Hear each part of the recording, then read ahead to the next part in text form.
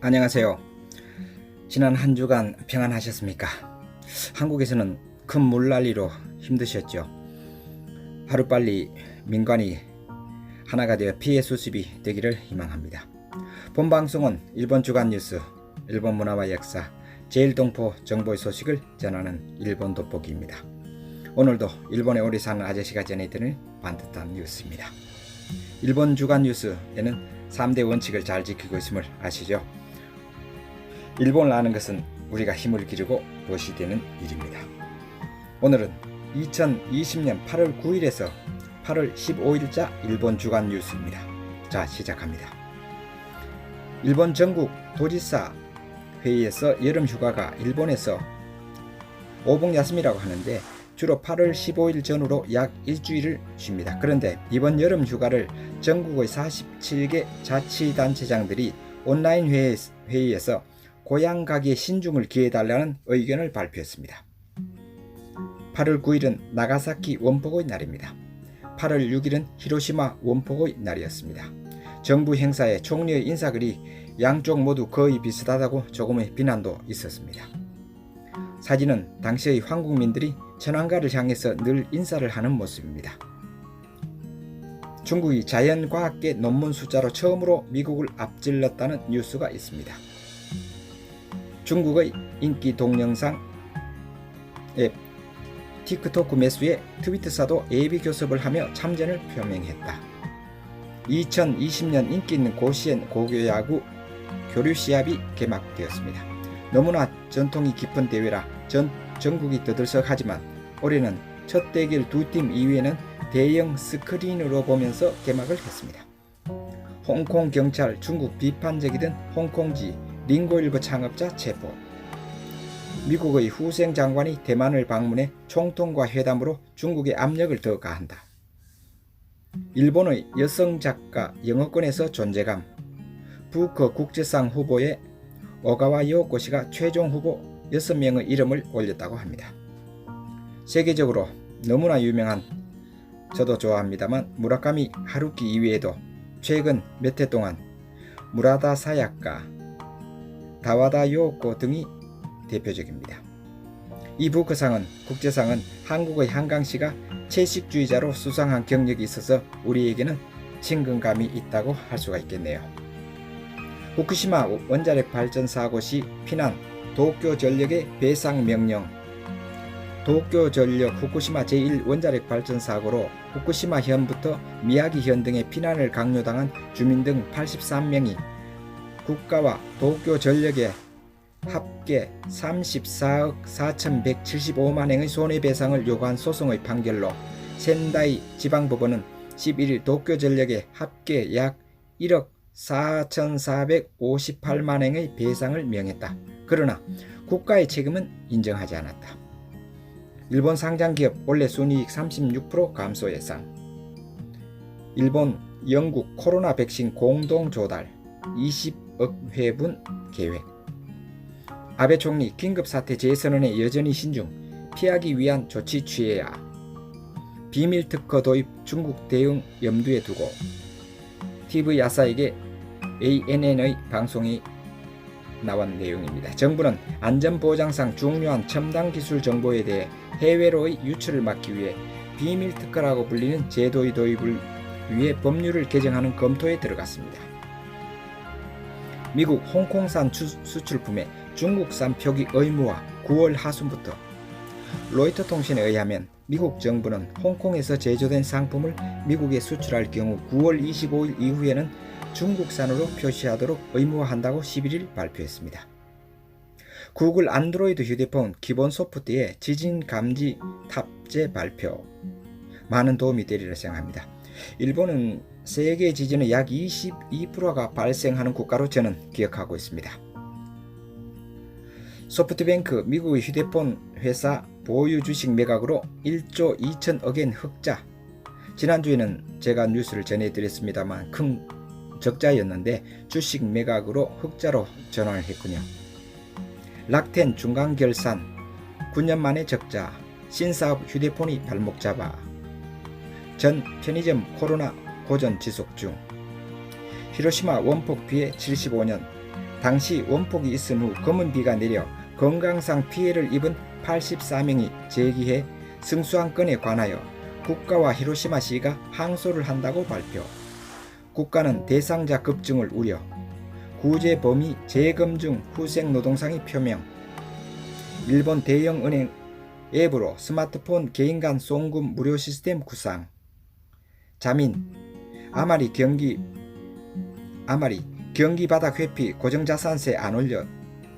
2021년도의 세제 개정은 고정자산세의 부담 증가의 억제나 에코카 감세의 계속 등 신형 코로나 바이러스에 의한 사업자의 타격을 완화시키는 조치가 중심이 될 것 같다. 자민당 세제조사위원회 아마리 아키라 회장은 경기 침체를 피하기 위해 전력을 다할 생각을 강조했다. 일본 최대 광고회사 덴츠 매상 7.6% 감소. 배달 서비스 우보 배달원 노조가 노재보험 확대를 후생 노동성의 요망서 제출. 항공사 아나가 5천억엔 자본 조달 협의 개시. 대상은 일본 정책투자은행이나 대형은행으로 나와 있습니다. 일본 국내 총생산 GDP 4월에서 6월 민간 예측 연율 26% 감소. 고용 유지를 위한 고용조정 조성기금이 3월 이후 코로나로 인해 5개월 만에 7,399억엔 지출. 리만 쇼크 당시 1년분을 넘어섰다. 한국의 장마 최장 50일 기록했다는 뉴스도 있습니다. 한국 위안부의 날 문재인 대통령 피해자 중심주의 강조. 코로나 일본 누적 확진자 5만 명 돌파. 일주 새 1만 명 증가. 각지에서 집단 감염 이어져. 도쿄 신규 확진 197명, 절반 이상이 20에서 30대. 토요일 아침 도착신문 현재 일본의 코로나 감염자 총수는 54,751명, 사망자는 1,099명입니다.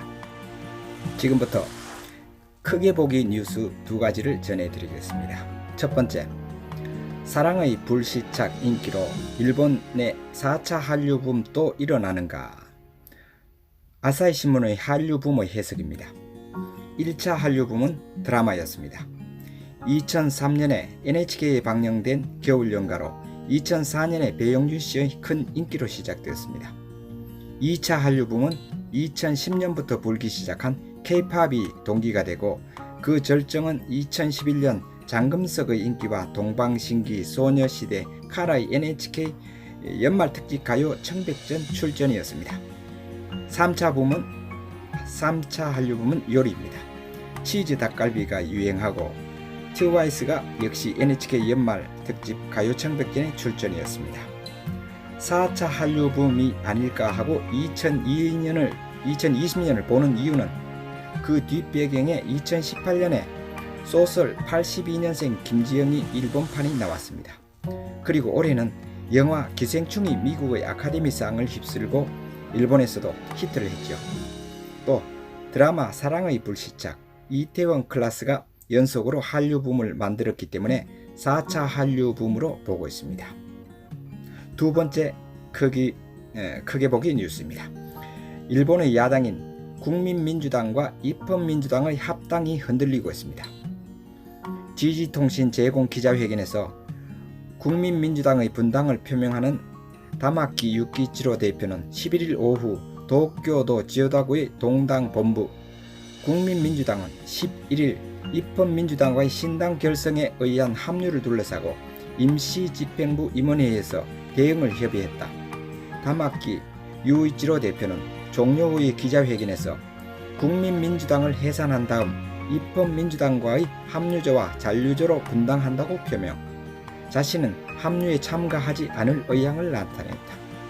다마키 대표는 잔류조와 함께 국민민주당의 지방조직 등을 승계하는 신당을 설립할 방침, 향후 입헌민주당을 중심으로 하는 합류신당이 어느 정도 규모가 될지가 초점이다. 회견에서 다마키 대표는 입헌민주당의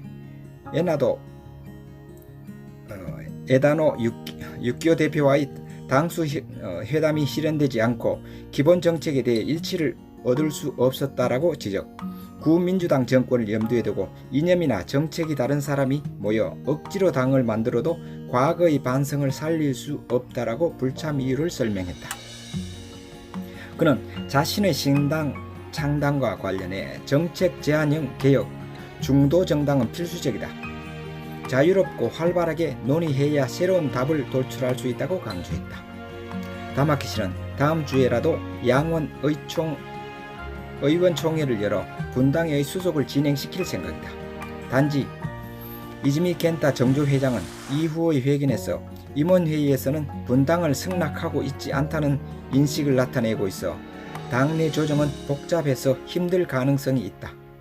한편 입헌민주당은 11일 상임간사회에서 국민민주당과의 합류에 관해 신당의 명칭을 투표로 선택할 것을 확인했다. 양당 간사장 등이 정리한 추천인을 20명 이상 등으로 하는 대표성 규정안이나 강령안도 승낙. 에다노 입헌민주당 대표는 상임간사회에서 신속히 수속에 들어가고 싶다라고 말했다. 야당 합류는 아베 정권에 대항할 수 있는 세력을 목표로 에다노 씨가 호소했다. 다마키 씨는 신당명을 투표로 결정하도록 주장해 교섭을 난항을 겪었지만 차기 중의원 선거를 앞두고 조속한 합류를 바라는 입헌 민주당 측이 양보했다. 입헌의 후쿠야마 데츠로 간사장은 기자단에게 큰 덩어리가 생기도록 향후도 노력하고 싶다라고 말했다. 오늘 주간 뉴스는 여기까지입니다. 감사합니다. 일본 환율 정보 사진과 주식 정보 사진을 올려놓겠습니다. 참고해 주세요. 좋아요와 구독하기, 알람 설정해 주시면 감사하겠습니다. 미래지향적 한일관계 꼭 여러분들과 함께 만들어 가겠습니다. 다음 방송은 완성도가 더 높아지도록 노력하겠습니다. 여러분들의 발전적 댓글도 꼭 기다리겠습니다. 사요나라.